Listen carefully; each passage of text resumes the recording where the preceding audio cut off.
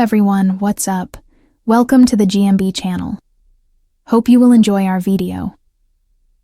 Before we begin, hit the subscribe button and give this video a thumbs up. Here is the news title, Plan to Surrender. Chagos Islands damned as absolute insanity.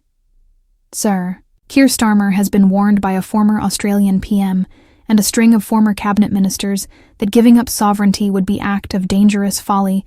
Britain's plan to hand sovereignty of the Chagos Islands to Mauritius, when China is strengthening its influence in the Indo-Pacific, is an act of absolute insanity. A former Prime Minister of Australia has warned, Tony Abbott, who demonstrated in support of the Falklands campaign, when a student in Oxford is appalled that the UK could surrender perpetual control of the territory. He fears that if Vladimir Putin wins in Ukraine, then other large bully states will turn on their neighbors, and warns against giving China a new opening in the Indian Ocean. The Falklands were seized by the Argentines, he said. In this case, Diego Garcia is being surrendered by the current British government. Look, I think this is an act of monumental folly. This is an act of absolute insanity. Apart from the fact Britain has far better things to spend the money on, apart from the fact that Britain should not put at risk its perpetual control of this important territory, why would you give China, the West's great strategic competitor, an opening given the fact that China is always attempting to suborn these small island nations? Shadow Foreign Secretary Dame Priti Patel said, Labour's desperate attempts to surrender the Chagos Island are deeply damaging to this country's standing on the world stage. In paying billions of pounds of taxpayer cash to give away the national security of us and our friends and allies, this government is making it clear that it cannot be taken seriously and will roll over rather than stand up for Britain. Keir Starmer and David Lammy should scrap this whole sorry affair before it is too late. Her alarm is echoed by former UK Secretaries of State for Defence. Sir Gavin Williamson said, What the government is doing is absolute madness and a strategic folly of monumental proportions. We're looking literally having to borrow billions of pounds and tax our population in order to hand over such a strategically important and valuable base. It is effectively the world's most secure aircraft barrier, which allows you to have an influence on the Indian Ocean. There is no logic to what the government is proposing to do from a military, security, or world and national interest point of view. Fellow former Defense Secretary Sir Liam Fox said, This is a government of serial betrayals. Pensioners, farmers, Brexit, and now our strategic interests and the security of Britain and her allies. Who can trust them ever again? The Labour government announced in October it would give Mauritius sovereignty of the Chagos Islands, home to the Diego Garcia US-UK military base. Under the arrangements, Britain would make payments for a 99-year lease over the base. More than 1,000 people were evicted to make way for the base. Mauritius insists the islands are its own, and a United Nations Advisory Court ruling stated that British administration of the territory is unlawful. A Foreign Office spokesperson said, The Chagos Islands deal is paramount for our national security. The deal secures the joint UK-US base on Diego Garcia, and without it, the operation of the base is at risk. This includes a buffer zone around Diego Garcia, in which nothing can be built or put in place without UK consent, and a comprehensive review mechanism to ensure no activity in the other islands can threaten base operations or security. Alan Mendoza of the Henry Jackson Society Foreign Policy think tank said, The British government is pretending that the surrender of the Chagos Islands is a legal matter, when in fact it is a question of political will. So rather than scuttling, Sir Keir Starmer should summon up the spirit of Britannia and remind the world that as a long-established democracy and global power, we will determine our own course of action when it comes to issues that affect our national security and defense. Here's another news top Tories launch training camp to teach Conservatives how to win again. Not all our candidates or ministers have been properly prepared. In the past, admits former Defense Secretary Grant Shapps Boris Johnson's spin doctor, and a former Tory cabinet minister are launching a boot camp for would-be Conservative politicians, amid warnings that candidates have not been properly prepared in the past. Ross Kempsell, the former journalist who worked closely with Mr. Johnson, and ex-Defense Secretary Grant Shapps, have set up Conservatives Together, described as the organization to rebuild the Conservative Party's vote-winning machine. It has launched a program to find and train better candidates and political leaders. The CTOG Fellowship will select 20 men and women at a time for intensive grounding delivered by senior politicians, experienced activists, and journalists. Mr. Shapps said, "Great campaigners can make the difference in tight elections, and effective ministers can make the difference the public craves in running the country. Bluntly, in the past, not all our candidates or ministers have been properly prepared. They have not been able to make the difference. The same, increasingly, obviously is true of Labor's ministers now, but campaigning and governing skills can be taught, and both the Conservative Party and the country will benefit. Those taking part will be thrown into simulated and real-world exercises in how to build a team, communicate a political agenda, connect with their communities, and ultimately win an election." The name of their organization echoes Labor Together, the Labor think tank set up while Jeremy Corbyn was Labor leader, to plot a path back to power once Mr. Corbyn was gone. Founders included Morgan McSweeney, now Sir Keir Starmer's Chief of Staff in Number 10, and it was backed by Labour politicians, including Wes Streeting, Shabana Mahmood, Steve Reed, Bridget Phillipson, Lucy Powell, and Rachel Reeves, all now in the cabinet. The Conservative Party is launching a comprehensive training initiative designed to better prepare its candidates and ministers for the challenges of modern politics. Former Defense Secretary Grant Shapps and Boris Johnson's former spin doctor, Ross Kempsell, have spearheaded this effort with the establishment of Conservatives Together, a group dedicated to reinvigorating the party's political machine and ensuring the next generation of conservative leaders are equipped with the necessary skills to win elections and govern effectively. Addressing past shortcomings, Grant Shapps openly acknowledged that, in the past, not all conservative candidates or ministers have been sufficiently prepared for the rigors of election campaigning or governance. This acknowledgement of past deficiencies has fueled the creation of the new initiative. Bluntly, in the past, not all our candidates or ministers have been properly prepared. They have not been able to make the difference. The same, increasingly, obviously, is true of Labor's ministers now, Shapps remarked. The new program, called the CTOG Fellowship, will select 20 individuals at a time for an intensive training course designed to instill fundamental campaign and governance skills. The curriculum will involve contributions from senior politicians, seasoned activists, and experienced journalists, ensuring participants receive well-rounded political education and practical experience.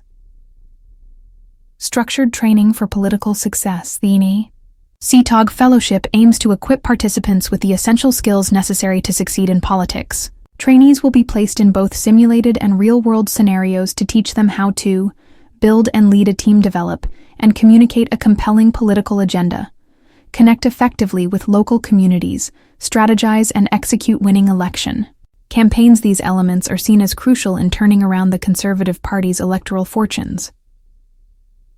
Learning from Labor's playbook. The name of the new initiative, Conservatives Together, is reminiscent of Labor Together, a think tank established during Jeremy Corbyn's tenure as Labor leader. Labor Together played a crucial role in helping Labor plot a route back to power following its 2019 election defeat, ultimately contributing to Keir Starmer's successful campaign strategies. Labor Together's founders included Morgan McSweeney, now Starmer's Chief of Staff at Downing Street, and received backing from key Labor figures such as Wes Streeting, Shabana Mahmood, Steve Reed, Bridget Phillipson, Lucy Powell, and Rachel Reeves, all of whom now hold cabinet positions. Shapps and Kempsell appear to be hoping that Conservatives Together can have a similarly transformative effect on their own party. The need for a revitalized Conservative Party. The launch of this initiative comes at a time when the Conservative Party faces significant challenges. The party has seen declining public confidence, electoral setbacks, and internal divisions that have weakened its ability to present a united and effective governing force. By investing in the development of stronger candidates and leaders, Shapps and Kempsell hope to rebuild voter trust and position the Conservative Party for future electoral success. The CTOG Fellowship's training model is designed to correct the mistakes of the past and create a new generation of conservative politicians who can not only win elections but also deliver competent governance once in office. By learning from the successes of Labor Together and adapting those lessons to conservative values and principles, the party aims to regain its competitive edge. Practical implementation and future expansion. Initially, the CTOG Fellowship will be limited to a select group of 20 trainees per cohort, ensuring a focused and high-quality learning experience. However, as the program develops, there are plans to expand its reach, bringing in a larger number of aspiring politicians to benefit from the training.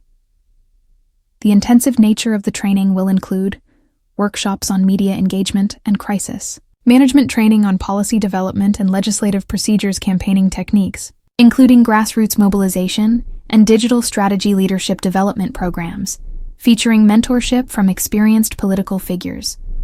Participants will also be exposed to real-time campaign experiences, working alongside seasoned campaigners, to understand the intricacies of running an effective political operation. The role of conservatives, together in rebuilding the party, Conservatives Together, is not just about individual training. It aims to foster a broader cultural shift within the Conservative Party. By instilling a mindset of disciplined, strategic, and people-focused campaigning, the initiative hopes to create a more cohesive and formidable political force. Surrender. Chagos Islands, damned as absolute insanity. Introduction. The United Kingdom's decision to transfer sovereignty of the Chagos Islands to Mauritius has sparked a heated debate, with leading political figures and strategic analysts condemning the move as a critical mistake with profound geopolitical consequences. Critics argue that surrendering the territory at a time when China is aggressively expanding its influence in the Indo-Pacific is reckless, compromising not only Britain's strategic interests, but also those of its allies, particularly the United States. The Chagos Islands, home to the Diego Garcia military base, have been under British control since the 1960s.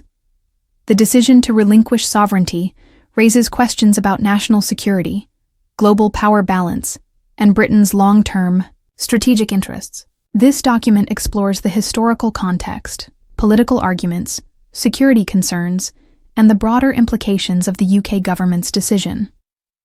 Historical context and significance of the Chagos Islands' colonial legacy and British control. The Chagos Islands, part of the British Indian Ocean Territory, BIOT, were separated from Mauritius in 1965, prior to Mauritius gaining independence from Britain in 1968.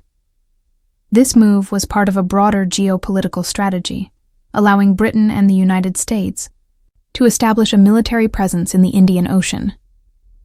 The Diego Garcia base, established in the 1970s, became a critical asset for Western military operations, particularly for US and UK forces in the Middle East and Asia.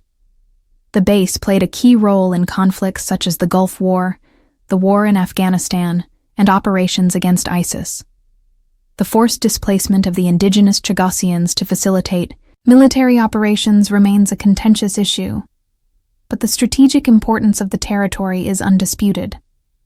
International pressure and legal challenges over the past 2 decades, Mauritius has intensified efforts to reclaim the islands, receiving support from international legal bodies. In 2019, the International Court of Justice, ICJ, issued an advisory opinion stating that British control of the Chagos Islands was unlawful and that sovereignty should be returned to Mauritius. The UN General Assembly subsequently passed a resolution demanding the UK relinquish control. Despite these rulings, the UK initially refused to comply, citing strategic and security concerns. The strategic and security concerns importance of Diego Garcia. Military base. Diego Garcia serves as one of the most strategically important military bases in the world. It provides a secure platform for US and UK military operations in the Indian Ocean, Middle East, and beyond. The base facilitates surveillance and intelligence gathering.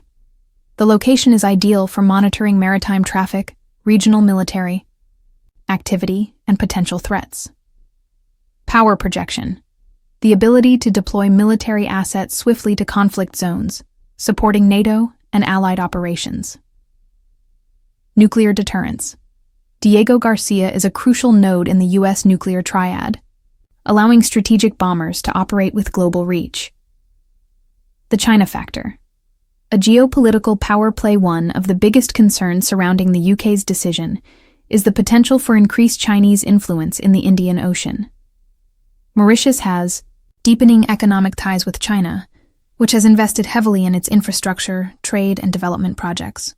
Critics fear that once Mauritius gains control over the Chagos Islands, it could allow China to establish a foothold near Diego Garcia, jeopardizing Western military interests. Former Australian Prime Minister Tony Abbott voiced strong opposition, warning that this move could embolden authoritarian regimes such as China and Russia. He stated, "This is an act of monumental folly. Why would you give China, the West's great strategic competitor, an opening given the fact that China is always attempting to suborn these small island nations?" Political and military reactions. Domestic opposition in the UK.